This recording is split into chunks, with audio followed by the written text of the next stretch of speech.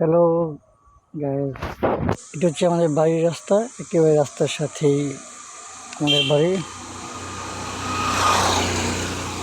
তো আপনারা যদি কেউ হাঁস মুরগি ছোট জায়গায়,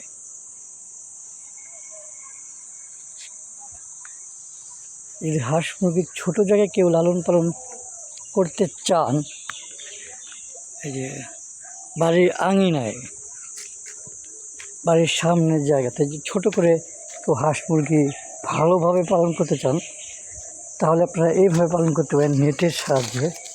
এই যে আমাদের যে কী সুন্দর হাঁসগুলো খাচ্ছে নেটের ভিতরে, এবং এটার ভিতরে মুরগিও থাকে।